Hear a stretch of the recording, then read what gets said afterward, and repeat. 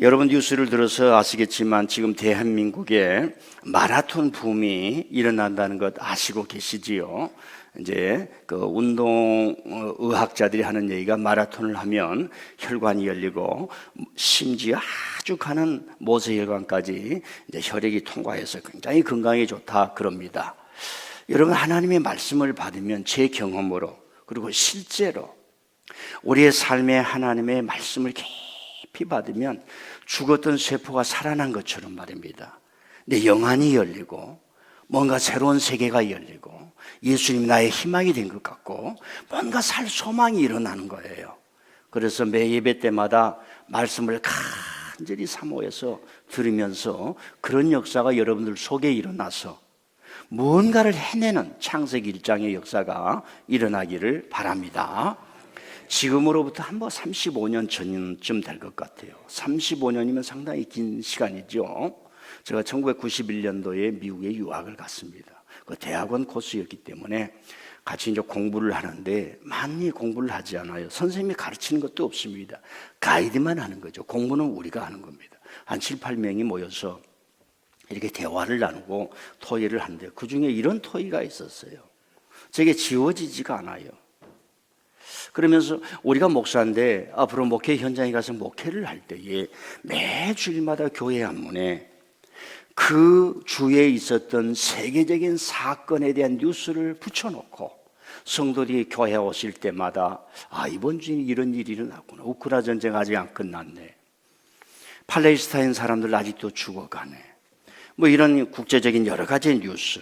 미국에는 어마어마한 눈이 내렸는데 대통령은 아무 소리도 없네. 100명이 죽었다는데 지금 아무 소리도 없네. 이런 뉴스를 적어놓고 성도들이 저런 세계를 성경적으로 어떻게 보아야 할까라는 생각을 가지고 오면 목사는 성경을 통해서 그런 걸 어떻게 신앙적으로 이해하고 접근해야 될 것인가 서로 논의를 한 겁니다. 그때 그 기억이 30년이 지나도 잊혀지지가 않습니다. 저희들이 하나님의 은혜를 받아 목사로서 훈련받기 위해서 신학교를 가면 듣는 얘기가 있습니다. 실제로 또 강조되는 말씀이 있습니다. 아무리 성경이 중요하고 성경을 교회에서 외치지만 한 손에는 성경을 들고 한 손에는 신문을 들고 목회를 할 수 있는 이 균형적 사고의 목회자가 되어야 한다 하는 게 아주 전설처럼 내려오는 우리를 훈련하는 어떤 교훈의 한 측면입니다. 이 세상을 어떻게 바라보아야 할 것인가 성도들에게 올바른 분별력을 주고 올바른 판단을 주고 의식을 열어주는 그런 목회를 해야 된다 하는 겁니다. 여러분 이 말씀이 얼마나 옳습니까? 그러나 현실에서 그렇게 목회를 하다가는 많은 성도들이 싫어한 것도 사실입니다. 좀 교회에 와서 다 잊고 싶었는데 세상에 돌아가는 이야기를 하면서 목사님이 전하지만은 짜증도 나기도 하고 그러면서 교회는 점점 거기에 대해서 외면하다 보니까 도케티즘에 빠지게 되고 여기가 좋사오니 변화산에서 시내산에서 가만 앉고 저 아래서 고통당하는 눈물 흘린 사람들의 소리를 들을 수 없는 그런 신앙으로 빠지는 것이 기독교 2000년 역사에서 많이 있어 왔습니다. 저는 지난주 토요일 날 저녁에 충격의 어떤 모습을 보고 분노가 나서 견딜 수가 없었습니다. 미네아폴리스에서 33살의 프레티라고 하는 군인들이 전쟁에 참여했다가 병이 걸려서 거기에서 중환자실에 있는 그 베테랑 전역한 군인들을 하는 그 간호사였는데 이민단속국 요원에 의해서 그 자리에서 총을 맞고 죽는 장면이었습니다. 이 현실을 내가 어떻게 이해를 해야 되는가? 이해할 수가 없는 거죠. 그래서 누구한테 얘기도 못하고 우리 딸들에게 톡을 썼습니다. 이 X 같은 놈들 자자손손 대대로 지옥에 갈 것이니 저들로 인한 사람들은 하나님의 천벌을 받을 것이다. 제가 지금까지 살아오면서 전쟁이 일어나고 여러 가지 사건이 일어나서 죽은 시신은 뉴스로도 보았습니다. 그러나 현장에서 산 사람을 복면을 쓴 채 자기 동족, 자기 이웃, 자기 친구라고 하는 사람을 그 자리에서 총살하는 장면은 처음 봤었고 이것이 어떻게 너희들이 문명국이라고 하는 나라에서 일어날 수 있는 일이냐. 너무 괴로웠습니다. 시계를 80년 전으로 돌려보면 히틀러가 나왔을 때 저는 대학교에 가서 수많은 철학과 역사책을 공부하면서 어떻게 인간이 이렇게 짐승처럼 괴물이 될 수, 인간이라면 이런 괴물이 될 수 없다는 생각을 우리 대학 강의실에서 배웠습니다. 인간이라면 이렇게 한 종족을 600만, 1000만을 죽인다는 거, 이거 있을 수가 없는 일이다. 이거 어디 인간이야 이게. 그랬는데 시계를 다시 지금 우리가 살아가는 시대에 보면 히틀러란 족속들이 따로 없구나. 그래서 성경은 모든 사람이 죄인이라고 하는 겁니다. 저와 여러분 지금 이런 교훈을 듣고 그런 선한 사람이 되고자 하는 도상에 있습니다. 저와 여러분에게 총을 주고 적을 만들어 저 사람은 적이야, 저 사람은 죽여도 돼, 방아쇠를 당겨 하면 거의 다 당기게 되어 있을 만큼 웬만하게 방어하지 않고 무장하지 않으면 예수님처럼 너희들이 이 사람을 다 죽인다고 내가 대신 죽어주마, 이런 생각을 갖지 않은 한 우리는 다 그런 사람의 한 부류일 수밖에 없다는 겁니다. 저는 이런 생각을 했습니다. 아니 어떻게 이 문명국에서 여러분 인류가 살아오면서 우리 서로 말하는 거예요. 그 양심의 발전사, 정신의 발전사라고 합니다. 어느 누구도 이 사람이 재판을 받기 전에는 저 사람을 쳐버려서는 안 된다는 게 인류가 발전시켜오는 정신사예요. 그러지 않을 때는 나보다 힘센 사람이 나를 죽이는 일을 너무 경험했기 때문에 이걸 국가적으로 국가가 지켜주게 되어 있습니다. 그게 법이요, 헌법이에요. 그런데 어찌 재판도 받지 아니하고 자기들이 복면을 한 사람을 테러리스트라고 그랬습니다. 우리나라도 어떤 여자 대통령이 있을 때 마스크만 쓰면은 테러리스트다. 지금 이 법이 살아있어요. 집행을 안 해서. 그런 자들의 눈 속에는 얼굴을 가린 사람, 그래서 히잡도 못 쓰겠던 사람들이 자기들이 복면을 쓰고 두 눈만 내놓고 얼굴을 가린 채 자기를 숨긴 채 살아있는 사람을 죽이는 일이 우리 세상에서 일어날 수 있는가? 성경적으로 말하면 나도 어느 순간에 끌려가서 스팸캠처럼 캄보디아에 가둬놓고 너가 아는 사람 친구, 애인, 아는 사람 다 불러서 돈 뺏어내 권총을 들고 그리고 매일마다 포악을 하게 하면 우리도 그런 기회가 될 수가 있고 그 사람들의 수용이 될 수가 있는 거예요. 그래서 저는 이 얘기를 안 할 수가 없어요. 이 사람들 뒤에는 이런 사람들이 있다는 것을 우리는 알고 가야 된다. 사진 석장 한번 올려주세요. 저 여자는 이름도 놈이에요. 놈. 성이 놈, 크리스틴 놈이라고 하는 사람. 미국에는 국토안보 장관이죠. 국토방위 장관. 저 밑에 사람은 보니노라고 하는 사람. 현장 지휘관이. 내려주세요. 대통령이 그랬어요. 죽고 나니까 사람들이 너희들이 대통령이냐 시위를 하니까 우리는 프레티 가족을 사랑합니다. 한국에서는 이걸 2차 가해라고 하는 겁니다. 우리 대한민국은 참 그래도 좋은 나라예요. 우리는 투표권이 있고 저렇게 제대로 된 말을 하지 않고 2차 가해를 하고 자기 아들을 죽인 그 사람들, 우리는 그 프레티 가족을 사랑합니다. 이게 말이 됩니까? 이런 사람을 우리는 꺾어낼 수 있는 국민적 저항심이 대한민국에 있다고요. 저와 여러분은 어찌 보면은 정말 우리 선조들의 저항 정신을 물려받아서 예수님처럼 의를 위해서 살아갈 수 있는 그런 믿음의 힘을 가지고 있기 때문에 좋은 나라에 산지 모르겠습니다. 제가 읽는 신문은 굉장히 나이브한 중도를 가는 신문을, 저는 신문을 많이 공부를 합니다. 거기 철학이 나오고 탐색 보도가, 탐사 보도가 나오고. 제가 하나 이야기를 읽어드릴게요. 어느 칼럼니스트가 쓴 이야기입니다. 아무개 대통령이 약자를 차별하고 혐오하고 조롱하는 데 도같았다. 그의 조롱은 악질적이다. 그린란드를 향하여서도 개썰매 2대뿐이라며 주권국을 조롱했다. 미국 대통령과 백악관 추종자들, 백악관 추종자들은 뭐 나는 왜 그런지 모르겠어요. 대한민국에 너무 많아요. 백악관에 감사한다. 범죄자가 되어서 법의 심판을 받고도 나오면서 백악관에 감사한다고. 미국 대통령과 백악관 추종자들의 약함이란 놀림과 조롱의 대상일 뿐이다. 약자 배려와 존중 따위는 없다. 그의 조롱과 분노 때문에 평화롭던 그린란드가 불타고 있다. 백날 트럼프를 비판해봐야 변하지도 않는데 어쩌겠냐고 생각하는 일이 있겠지만 비판하지 않으면 약자를 업신여기는 행패가 금방 국제질서의 뉴노멀이 되고 만다. 하지 말라고 정색해야 한다. 다시는 이민자를 단속하며 총을 쏘거나 걸리는 데와 개썰매를 무시하지 말라고 해야 한다.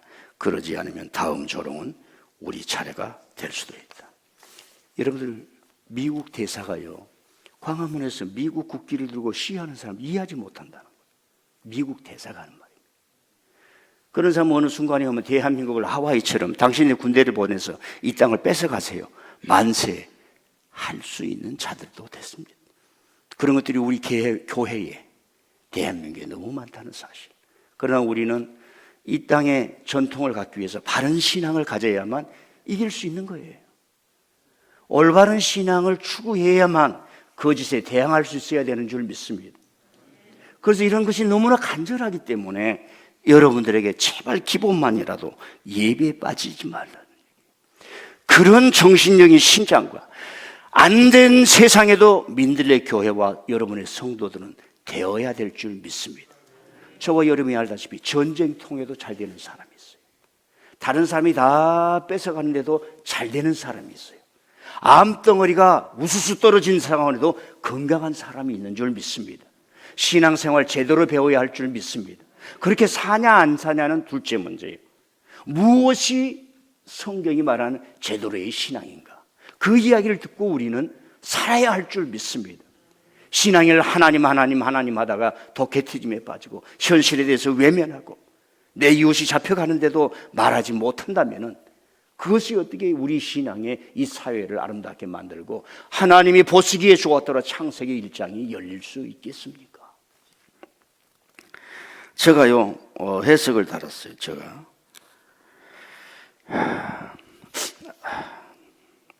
예수님이 이런 정신으로 살았다고 말한다면 오늘 많은 성도들이 이해가 될까 생각해 봅니다.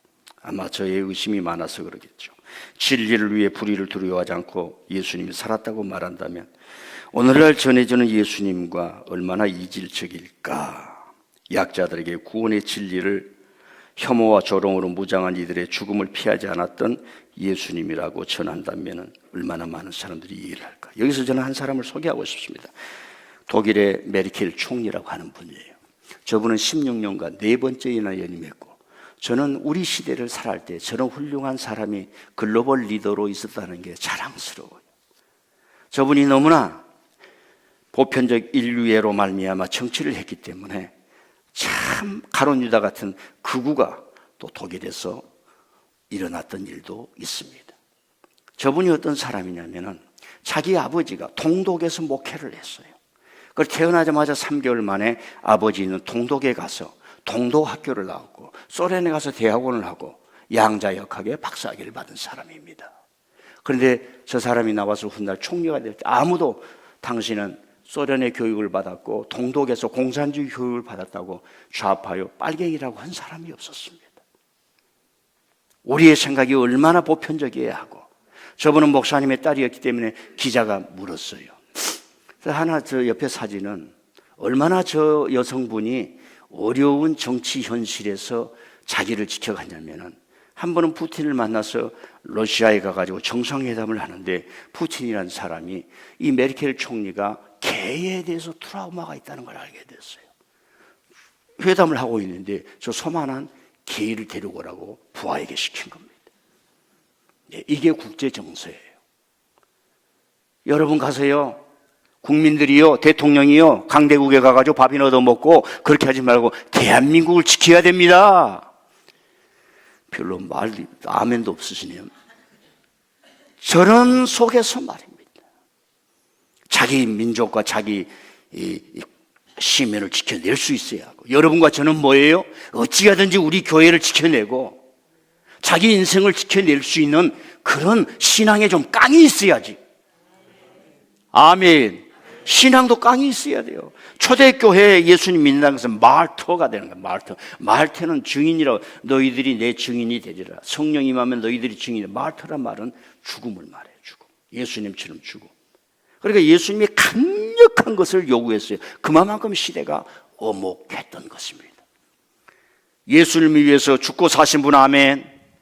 현실에서 자기 욕망을 줄이고 하나님이 나에게 뭘 원하시는가, 하나님이 나에게 뭘 원하시는가 체크리스트 10개만 딱 해놓으면 여러분 신앙 다 체크할 수 있어요. 체크리스트 딱. 일주일에 몇 번 교회에 나갑니까? 어떤 갈등의 상황을 만나서 당신이 이 문제 그렇게 어떻게 해결합니까? 체크리스트 10개만 딱 체크하면 저와 여러분의 신앙을 다 체크할 수 있다니까요. 여러분, 지금은 여러분의 마음과 양심을 들여다볼 수 있는 그런 체크리스트가 다 나와 있는 시대예요. 마음을 모르는 시대에서 마음까지도 알 수 있는 시대입니다. 저 메르켈 총리에게 기자가 물어, 당신에게 복음은 무엇입니까? 그랬어요. 독일의 목사님의 딸이요. 저 사람이 크리스천 신앙이 복음이 뭡니까? 복음. 우리 주위에 복음이 최고입니다. 뭐합니다? 우리는 복음주의입니다. 정통입니다. 보수입니다. 뭐 얘기하는 사람이 너무 많죠. 저 사람 한마디로 얘기했어요. 복음은 윤리입니다. 야고보서 이야기예요. 바르게 되는 거예요. 바르게. 여러분, 히틀러도 독일 복음주의 연합 교회를 결성해서 자기를 지지하게 했다는 것, 여러분 제가 말씀을 드렸습니다. 교회가 히틀러를 지지하는 거예요. 그리고 히틀러를 메시아라고 했습니다. 한국에도 그런 교회 너무 많습니다. 자세하게 얘기하는 거로. 그러니까 오늘 우리가 신앙생활을 한다는 게 무엇인가? 우리가 리더가 되고 사회 사장이 되고 구청장이 되고 의원이 되고 너무 많은 일에 가서 우리가 일할 수 있어요. 거기에서 중심이 뭐냐? 복음은 윤리라고 했어요. 우리가 귀담아 들어야 됩니다. 왜? 신앙을 빙자한 자기 영화를 추구하는 것이 너무 많이 있기 때문에 그렇습니다. 자, 오늘 말씀을 보겠습니다. 오늘 말씀을 보면은 유다가 조각을 받고 나가니 밤이더라 그랬습니다. 그래서 이 말씀은, 오늘 말씀은 굉장히 읽기만 해도, 가만 묵상해서 읽기만 해도 그 의미를 따라가면서 은혜가 되는 말씀이에요. 그래서 한 절씩 읽어보겠습니다. 21, 22 올려주세요. 자, 시작. 예수님께서 이 말씀을 하시고 심령이 괴로워 증언하여 이르시되, 내가 진실로 너희에게 이르노니 너희 중 하나가 나를 팔리라 하시니, 제자들이 서로 보며 누구에게 대하여 말씀하시는지 의심하다. 그러니까 우리의 신앙 속에 이것이 있어요. 예수님의 그 삶 속에 괴로움이 있었다라고 하는 거예요. 인간적 괴로움이 있었다는 거예요. 이걸 보지 못하고 기적, 현상, 종교가 나타내는 무슨 뻥하는 환상만 보게 되면은 예수님의 인격을 무시하게 됩니다. 자, 그 다음번에 올려주세요. 시작. 예수의 제자 중 하나 곧 그가 사랑하시는 자가 예수님의 품에 의지하여 누웠는지라. 시몬 베드로가 머리짓을 하며 말하듯 말씀하신 자가 누구인지 말하라 하니, 그가 예수의 가슴에 그대로 의지하여 말하되 주여 누구니까. 분위기가 싸해집니다. 너희 중에 나 하나를 팔리라. 그러니까 베드로가 그 소리를 들은 거예요. 우리 중에 그 사람이 있다고? 우리 중에 그 사람이 있다고? 누구야? 이렇게 말하는 거예요. 그래서 예수님 옆에 있었던 사람이, 주님 누구십니까? 알려주십시오. 그 말이에요. 다시 한번 또 그 다음에 올려주세요. 시작. 조각을 받은 후 사단이 그 속에 들어간지라. 이에 예수님께서 유다에게 이르시되 내가 하는 일을 속히 하라 하시니, 이 말씀을 무슨 뜻으로 하셨는지 그 앉은 자 중에 아는 자가 없고, 어떤 이든 유다가 돈계를 맡았으므로 명절에 우리가 쓸 물건을 사라 하시는지, 혹은 가난한 자들에게 무엇을 주라 하신 줄로 생각하더라. 자, 얘기를 보세요. 제자들이 지금 너희 중에 하나가 나를 팔리라 했는데 모르는 거예요. 왜? 이것이 몰고 올 어둠, 밤, 그 무서운 풍지풍파, 십자가라고 하는 거, 이걸 모르는 거예요 지금. 그러니까 거짓말은 할 수 있는 것 같죠. 좀 소홀히 할 수 있는 건데 그것이 오리라 아무도 모르는 거예요. 여러분, 십자가라고 하는 건 형틀입니다. 형틀이에요. 반역한 로마 노예들, 도망간 노예들, 그리고 원로원 황제에게 반역을 귀하는 두 종류의 사람에게만 지어지는 형틀이에요. 그런데 예수님이 거기에 죽게 되는 것 우리가 알지요. 그것이 올 줄 모르는 거예요. 그 제자들이 어멍하는 거예요. 자, 저와 여러분이 한 20년 같이 산 사람들이 있습니다. 예? 15년, 10년 산 사람이 있어요. 여러분이 저를 모르겠지요. 예. 그러나 여러분이 아는 것 하나 있어야 돼. 우리 목사님은 끝날 때까지 저 목회직을 갈 거라. 이건 인정을 해줘야 돼. 그래서 자꾸 인정을 해야 내가 다른 길로 안 간단 말이에요. 근데 제자들은 지금 예수님 모르는 거예요. 예를 들면 제가 아무개 장로님하고 대화를 하는데, 아니 목사님 도대체 뭘 모르겠습니다. 완전 모른다면 제가 실망하는 거예요. 만날 때마다 저한테 약을 주는 거예요. 목사님이 끝낼 때까지 생명 다해 우리 교회 사랑할 줄 믿습니다. 이렇게 옆에서 자꾸 얘기를 해야 돼. 그래야 내가 딴 길로 안 가는 거예요. 이해가 되십니까? 옆 사람에게 집사님 믿습니다 해보세요. 집사님 믿습니다. 믿는다고 그랬는데 어느 날부터 안 보이면 이게 이상한 거예요. 그 가슴이 허전하단 말이에요. 이 갭이 너무 커서 사람에 대한 실망을 갖는 거예요. 이게 인간이 괜찮아요. 부지런히 교회 다니시길 바랍니다. 자, 마지막으로 한번 올려주세요. 마지막으로 같이 읽어보시죠. 시작. 유다가 그 조각을 받고 곧 나가니 밤이라라. 저 말씀 속에 다 있습니다. 유다가 그 조각을 받고 예수님의 피와 생명을 받고, 그러니까 빵을 먹는 줄 알아요. 6월절 무교절에 빵을 먹는 줄 알아요. 그런데 거기에서 물론 다 못 깨달았지만 초대교회 베드로달까 후에 알게 됩니다. 이게 예수님의 피였구나. 예수님의 생명이었구나. 내 심장에 예수님이 가르쳐준 말씀이 내 속에 있구나. 배와 그물을 버려들어 그건 다른 사람이 아니고 나에게 얘기했구나. 나를 향한 하나님의 뜻이 있구나. 이게 예수님 자신이구나.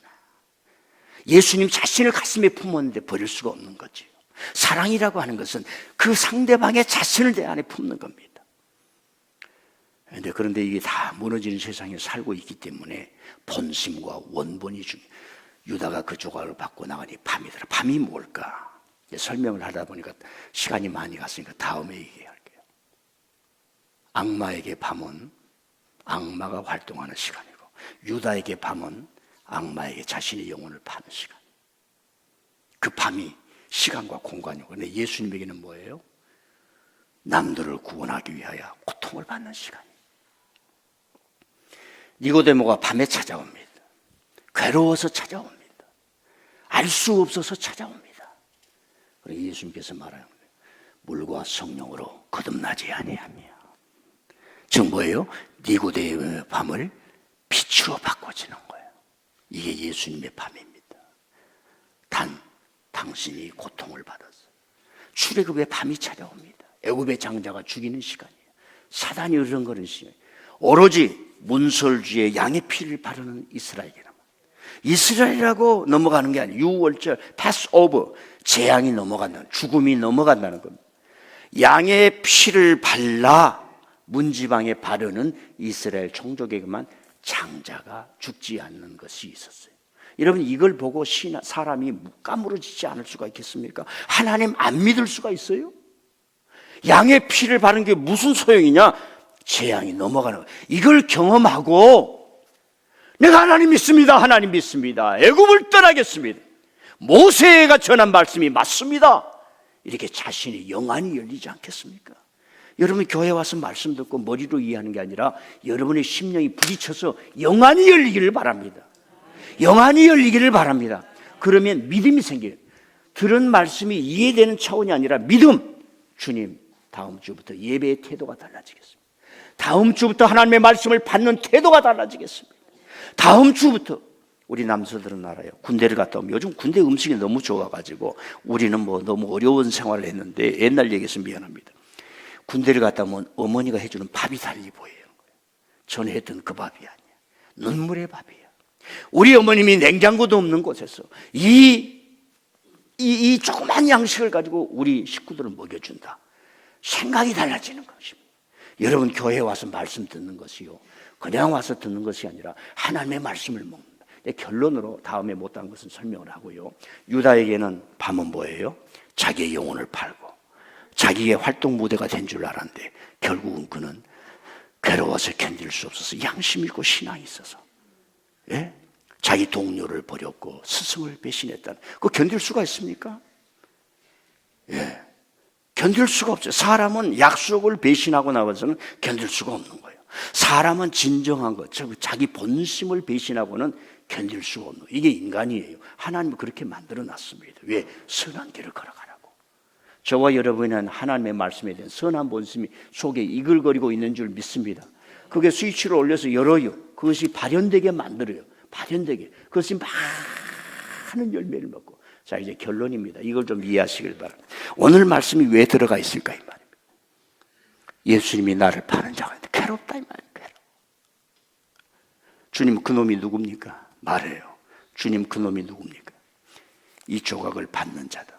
그래도 이해를 안 돼. 왜? 십자가라고 하는 앞에 그 자체를 상상을 못했던 거야. 물론 어려움이 올 것이고 또 예루살렘에 그 바리새인들이 와서 손가락질할 것이며 돌멩이 던지실 것. 너희 스승이 보는 것은 거짓말이다. 이렇게 말할 수 있는 일이 있을 것만 생각했지 이 십자가라고 하는 것이 올 거는 생각을 못하기 때문에 제자들이 지금 저 말씀 속에서 모르는 거예요. 그런데 유다라는 놈이 조각을 받고 나가더니 밤이더라. 주님의 고난과 죽임이 오는 밤이 오는 거예요. 왜 이걸 기록해냈어요? 자, 잘 들으세요. 저는 오늘 이 말씀만 여러분에게 전해줘도 설교 다 한 거고 앞으로 설교 안 해도 돼요. 여러분이 깨달았기만 하면. 초대교회는 100년 동안 예수님에게 딱지가 붙어졌어요. 신성 모독해서 죄를 받은 자, 로마에 반항해서 반역죄로 십자가에 처형된 자라고 하는 것이 100년 동안 다른 사람에게 쫙 묻혀져 있다. 여러분, 그 좀 쉽게 설명할게요. 지금도 대한민국에 거리만 나가면 입만 열면 저 사람은 빨갱이다. 저놈이 죽어야 대한민국이 산다. 저놈은 좌파다. 입만 열면 혼자들 있지 않습니까? 그 딱지를 붙이잖아요. 정말 그럽니까? 100년 동안 예수님은 신성 모독을 한 자라. 100년 동안 여러분 상상을 해보세요. 로마에 반역해서 노예들이나 처벌받는 형틀의 죽은 자라고 하는 걸 예수님의 딱지가 붙었다니까요.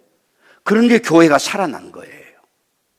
그래서 거의 50년 이후에 이 요한복음이나 마태, 마가가 일어났거든요. 그러니까 1세대는 상당히 많이 죽고 몇 사람만 살아남고 제2세대 이런 사람들 같은 사람이 나와서 교회를 보는 거예요.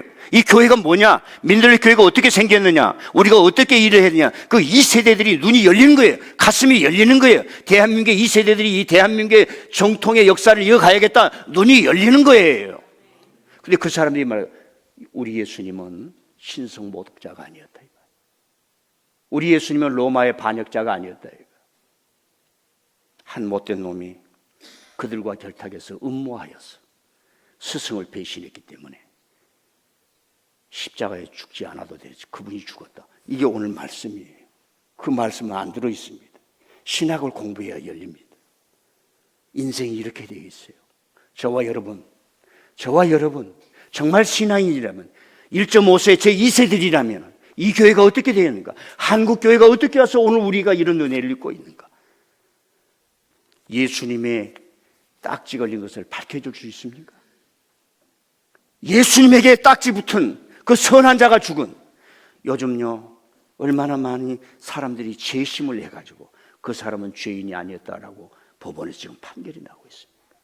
자, 말씀을 요약해 봅니다. 하나님의 말씀을 믿고 신앙생활을 한다는 게 무엇인가? 여러 가지로 말할 수 있습니다. 메르켈 총리를 통해서 죽은 사람도 살려야 되고 산 사람을 총으로 쏴는 그런 개나 기계가 되는 것이 아니라 윤리라고 하는 거예요.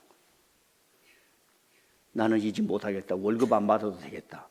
뛰쳐나올 수 있는 그런 신앙의 정신이 있어야 됩니다. 두 번째로 유다가 그 조각을 받고 나가더니 밤이더라. 여러분, 예수님 놓치면 모든 인생이 밤이에요. 이 세상의 유혹을 견딜 수 있습니까? 이 세상의 유혹을 견딜 수가 있습니까? 인류가 그만큼 어마어마한 돈을 들여서 모든 대학을 만들었어요. 대학 나온 사람들마다 다 죽겠다는 거예요. 난 못 살겠다는 거예요. 그래서 남을 등쳐먹어야 돼. 그래서 스캠팸이라고 아는 사람 돈 뺏어 먹고 그런 세상이 돼. 우리를 악에서 구하여 주시옵소서. 예수님의 기도에 악에서 구하려면 매주일마다 하나님의 말씀을 끊임없이 들으면서 여러분의 의식을 키우고 생각을 키우고 삶의 자세를 키우고 반드시 예수님처럼 되어야겠다. 주여 은혜를 주시옵소서. 거짓과 불의가 올 때 나 그거 싫어 하지 않을 거야. 아이들한테 절대로 남의 것을 뺏지 말아요. 절대로 약한 사람을 때리지 말아요. 그걸 어렸을 때부터 걸려야 돼. 저는 목사로서 이런 얘기를 우리 교우들과 함께 설교 시간에 할 수 있다는 것에 대해서 나는 우리 교우들에게 감사를 드리고 사실 감사해요. 자, 말씀을 요약합니다. 오늘 이 말씀은 무엇입니까? 100년 동안 예수님에 붙은 딱지. 아니야! 우리의 구원자 예수는 의로운 죽음이었고 한 제자의 배신과 잘못된 모로 말미암아 이렇게 죽었던 거야. 그래서 그걸 기록을 다 한 거예요. 나는 그들의 열정과 그들의 시선과 세상의 거짓을 던져버리고 옳은 것을 만들어내려고 하는 그 1.5세들 초대교회에 마태복음, 누가복음, 요한복음을 썼던 그 신앙의 초대교회 엘리트들 같은 사람들, 얼마나 위대한 거냐, 얼마나 귀한 거냐면 이 사람들이 얼마나 빛을 도하느냐. 신앙의 힘, 성령의 힘은 저와 여러분들 속에 이런 걸 주는 거예요. 저와 여러분들은요, 하나님께서 70살이 돼도 늙지 않도록 만들어놨어. 지금은 보약을 안 먹어도 써. 제가 젊었을 때는 보약 먹어라, 보약 먹어라. 지금 한 방이 안 될 만큼 보약 먹을 필요가 없어요. 왜? 주일날 교회 와서 음식을 먹으면 그게 보약이야. 그래서 70세, 80세가 돼도 늙지를 않아. 할 일이 많은 줄 믿습니다. 달려갑시다. 바로 아는 것은 우리에게 자유를 주는 거예요. 바로 아는 것은 자유를 주는 거예요. 우리가 그 행동을 하느냐 못하느냐는 다르겠지만 그런 믿음으로 매주마다 하나님께서 은혜 주시기를 바랍니다.